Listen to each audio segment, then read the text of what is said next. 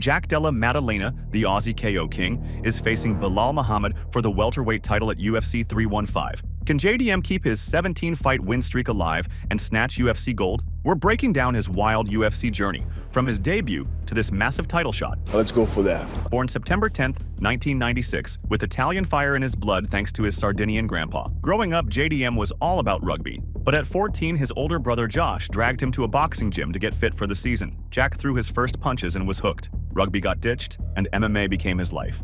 Before the UFC, he built a 10-2 record on the regional scene, snagging the eternal MMA welterweight belt. His big break came in 2021 on Dana White's Contender Series against Ange Loosa. Jack grinded out a unanimous decision, showing heart and cardio. Dana White loved it. UFC contract secured. What's next for this Aussie kid in the big show? January 2022, UFC 270, JDM's debut against Pete Rodriguez. Can he handle the octagon pressure? Jack walks in, cool as ever, and bang, a counter left. Sleeps Rodriguez in under 3 minutes. First round TKO, and the MMA world's like, who's this guy? Fans are buzzing on X, calling him a future star. Fast forward to UFC 275 in June, he's up against Ramazan Emeev, a grappling beast with a 25 record.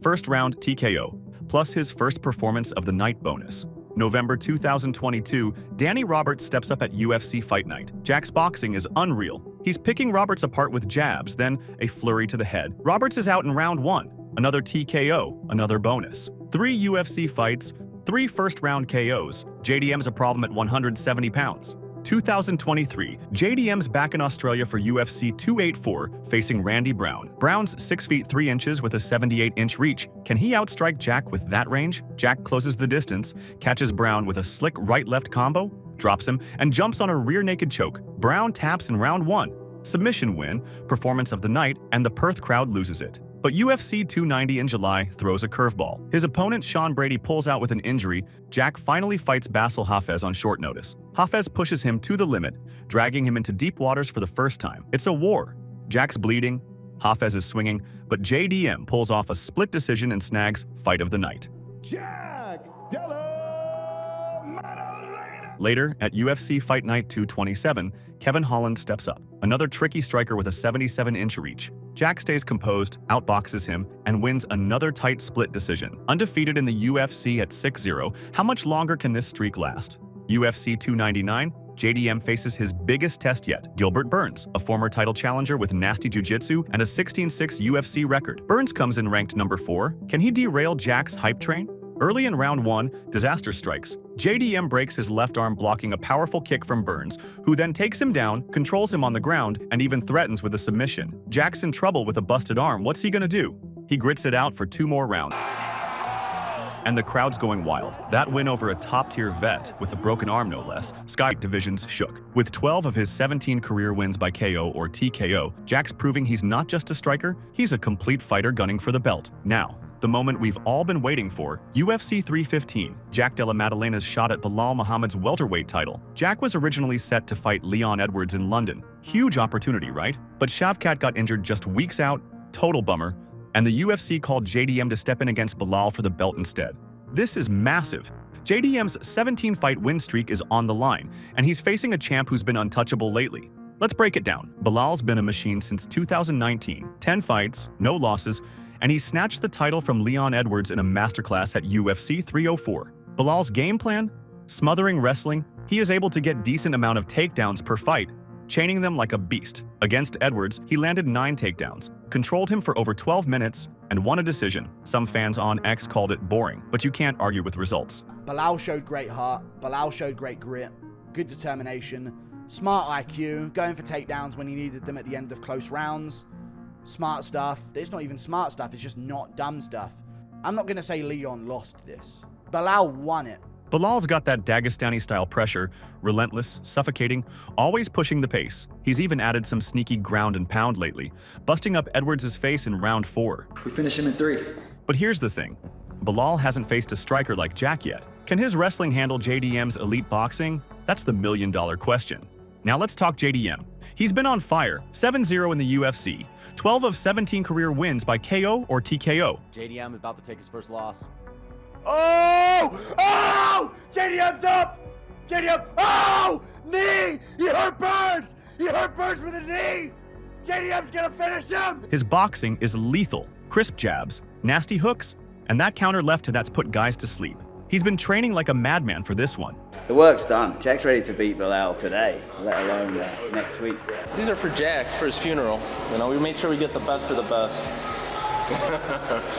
You're the guy that people think you're the underdog. People think that the champ's taking you lightly. I'm not taking him lightly. For me, this is my toughest fight. I don't need to hate you to hit you. Belal and JDM went at it in the press conference, even dragging Ian Gary into the crossfire. You're going to see the meaning of Canelo hands. Jack goes down in 3, he gets knocked out. You're going to see the meaning of Canelo hands. Jack goes down in 3, he gets knocked out. He's going to need the ref to save him tomorrow. I'm on Saturday night, and I break him. He's going to need the ref to pull me off him. That's what he's going to need saving from.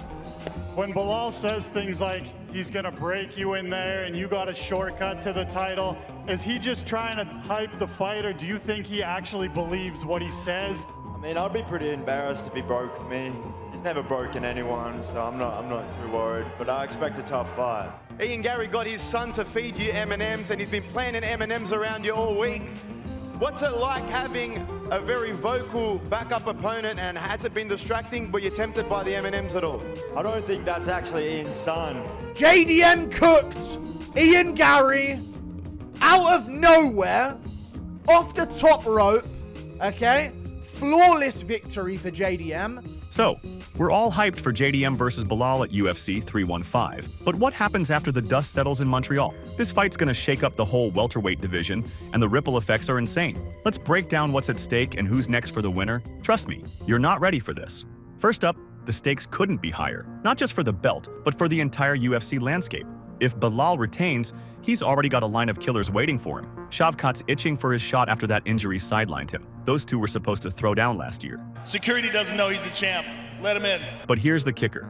Belal's got history with lightweight champ Islam Makhachev. They've trained together, and Islam's camp said on Twitter they won't fight each other. Islam's even hinted at staying at 155 if Belal wins. So a Belal victory might set up a massive lightweight clash. Islam versus Ilia Topuria, the featherweight king who's been calling him out. Can you imagine that showdown? Oh man, the pound-for-pound stakes would be unreal. Now, if JDM pulls off the upset, everything changes. Jack's got that 17-fight win streak, and a win here makes him the new champ at 170. But the big news, Islam's been crystal clear. He's coming for that welterweight belt if Belal loses. And let's talk legacy. This fight's a defining moment for both guys. Belal's been doubted his whole career, even after taking the belt from Edwards. A win here shuts up the haters and cements him as a legit champ. Maybe he even calls out Khamzat at 185 like he teased on Full Send podcast. I want to fight the toughest guys, the toughest tests. He's undefeated. They think that he can walk through everybody. You're not going to walk through me. So I was calling him out. But if JDM takes the gold, he's the new face of 170. This fight's setting the stage for the biggest matchups of 2025. Mark my words, fight fans, the UFC's about to get wilder than ever. JDM versus Belal gonna be a war you don't want to miss. Drop your predictions below. If you're hyped, smash that like button. Hit subscribe, helps a lot.